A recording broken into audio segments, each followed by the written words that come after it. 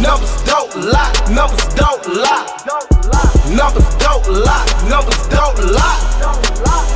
I got this you can't buy. Numbers don't lie, numbers don't lie.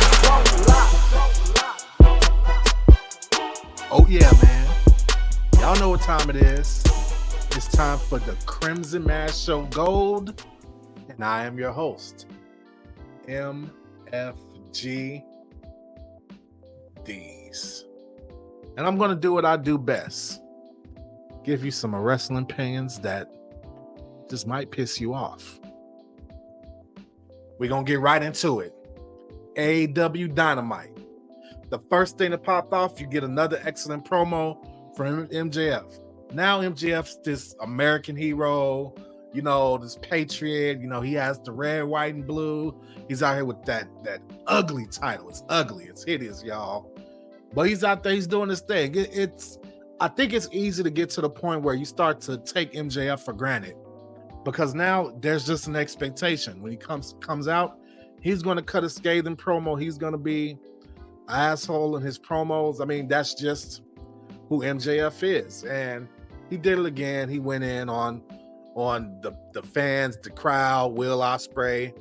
MJF was standing in the ring and he was chased away by Will Ospreay. Will Ospreay, you know, he was basically talking about MJF throwing the international title in the trash, which was super disrespectful. And, you know, they were doing the usual babyface heel thing, going back and forth over how that was wrong, this, that, and the third. They were talking about the country. They were talking about America, how much Will Ospreay appreciates America, things of that nature. Very much so trying to not turn this into a situation where the crowd would start chanting USA. That's what was going on there. But either way, anyway, this led to Will Ospreay having a match against, what do I want to say? Having a match against the softest big man wrestler on the AEW roster. I'm talking about Lance Archer. Why do I call him the softest big man on the AEW roster? Because they constantly build him up and hype him up by having him destroy local talent and smaller guys. And then they're like, oh yeah, well, he's tough. I don't see him as that. I see him as a big guy who picks on smaller guys. And if I was feuding with him in AEW, I would definitely cut a promo about how you can't fight anybody that's on your level or on your own size. It's worse than someone who's not picking on somebody their own size. He picks on guys who just aren't on his talent level. And then I'm supposed to expect him to go into a match with Will Ospreay and win. I don't care about their match they had some years ago or whatnot. This isn't the same Lance Archer because he hasn't been booked like the same Lance Archer. So I digress on that. Anyway, MJF goes to attack Will Ospreay after the match, and Will Ospreay is saved by his best friend Kyle Fletcher, who I'll talk about later in the show, guys, because I'm not going to double back on. It's some things I'm not going to talk about early because I'm going to talk about it again later in the show.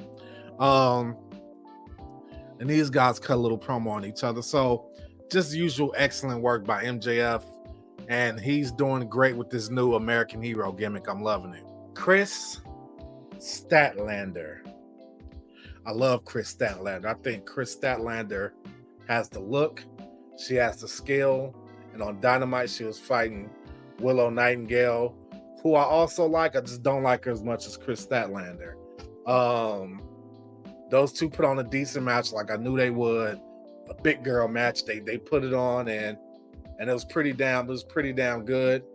Stokely Hathaway, he slid Kris Statlander a chain and she used that to beat Willow Nightingale. So I mean, it's sure it's going to turn into a thing where she has to cheat in order to beat Willow, but still an amazing talent. But the main thing I want to talk about is how she destroyed those security guards after the match. It definitely made her look tough. I think AEW is just so weird with how they do title shots and how they decide who's going to win the title. I think Kris Statlander is definitely AEW Women's Champion material. I mean, she has everything. AEW actually has, It's funny enough. I feel like I remember when AEW's biggest weakness was their women's division. I don't necessarily feel like that's the case anymore. Their biggest weakness now is their booking. But I think now AEW has a nice crop of women who are good in the ring and on a microphone, where you can actually start to flesh out a pretty good women's division. And I think Kris Statlander should be near or at the top of that division. She has it all, and I know they're not going to put the belt on her right now. But I could say in the near future, I don't think Toni Storm is like this dominant champion that can't be beat. So I don't know. Maybe they will go that route. But first, you have to go through Mariah. She has to go through Mariah May, Toni Storm, that is. And then we'll see where they go with that direction next. Bryan Danielson came to the ring. He cut an excellent promo. He talked about how at All In, he's going to give it his all, which I'm pretty sure Daniel Bryan has given it his all in every single match he's ever had. But he reiterated it. He's going to give it his all at All In. At All In, he's going to go all in. This prompted the AEW champion to come out. That's Swerve Strickland. Swerve Strickland came out. He told Bryan Danielson about how much he respected him growing up. You know, they're both from Washington, I think.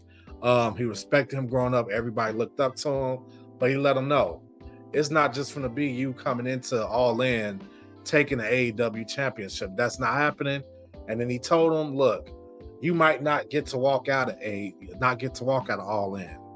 He just kept it 100 with him. And it was an excellent segment. It was actually on Elite Mid Trash. This was actually my Elite segment. I just love the promo from both Bryan Danielson and Swerve Strickland. I think both of them are also on the mic. They're going to have an amazing match.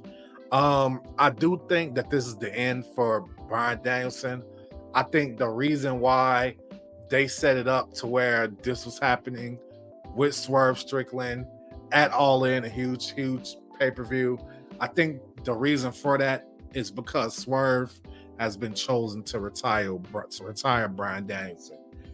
He's had an excellent career, but I think this is going to be just about it for him as a professional wrestler. And he's made it clear. A few things that stood out to Bryan Danielson is that he said his work as a wrestler is not done. He also didn't double down on that work continuing in AEW. Or at least I didn't hear it. And if I did hear it, I don't remember it. But we'll see how that goes. But I'm pretty sure that AEW All In is going to be Bryan Danielson's last match. There were some more arbitrary things on AEW Dynamite. And I seen it on Collision. I seen it on Rampage as well. Tony Khan or whoever's booking these shows, they're just having these huge ass tag team matches and throwing everybody in the match. That is not a successful way to run a professional wrestling company. And yes, I'm saying that as someone who's never ran one, but I think I have something called common sense. You have all these talented wrestlers over the course of 3 shows, not including Ring of Honor, and you're doing these huge matches so everybody can get TV time. Why not just grow some balls and just let's release some guys? Like I get it. You know, it shouldn't be all friends wrestling. It's a business. You know, I don't see why they're keeping so many guys on the roster, and then like instead of like giving them legitimate things to do, they're just throwing them all in tag team matches. Like that actually makes me not want to care about what else is going on. I don't care about the conglomerate because there's just a bunch of guys thrown together. Like, what are they doing? Like, it's the plan to like take down the Elite. The Elite haven't been on TV in like since Blood and Guts. Like, so I just wanted to say that real quick. I think it's pretty whack. They need to man up, release some wrestlers, and run their show more efficiently. That's just my 2 cents on that. Hangman Adam Page, man. I'm not even going to get into the Darby Allin aspect of this because Darby Allin is pretty much a made man in AEW. He's not the one fighting for relevancy like Hangman Page. Hangman Page was out.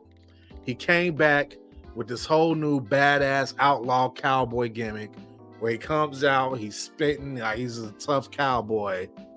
But the guy has pretty much lost damn near every important match he's had since he's come back.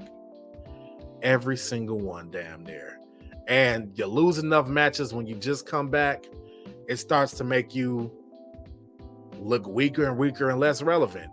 Not to talk about WWE and the AEW video, but I think some of you familiar, NXT. Same thing over there. Guy gets called up to the main roster, he's losing his matches early. Guys like Dragon are losing their matches early.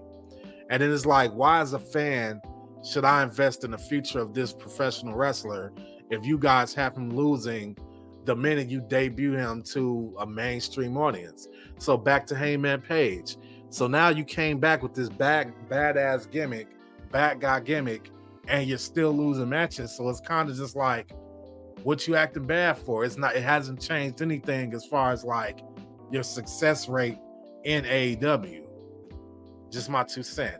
AEW Rampage, I ain't gonna lie, I skimmed through AEW Rampage. I'm not finna sit here and lie to y'all. I skimmed through AEW Rampage, and I just wanted to see throughout that show what wasn't a recap or a promotion of something that happened on Dynamite or going to happen on Collision or All In, and what wasn't just a wrestling match. And honestly, Rampage, the entire show usually is just a collection of matches.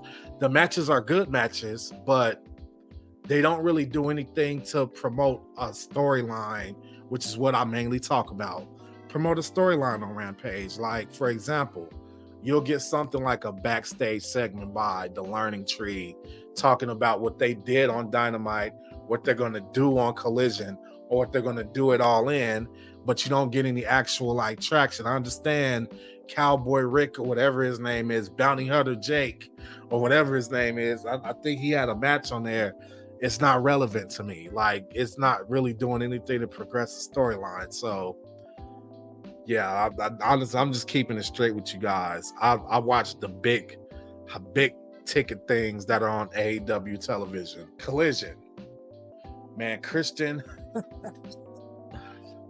Cage is just a true piece of shit, man, in the truest form of the words, man. Him and MJF are the two biggest pieces of shit in AEW. Christian came out, first of all, he's holding all 3 trios titles.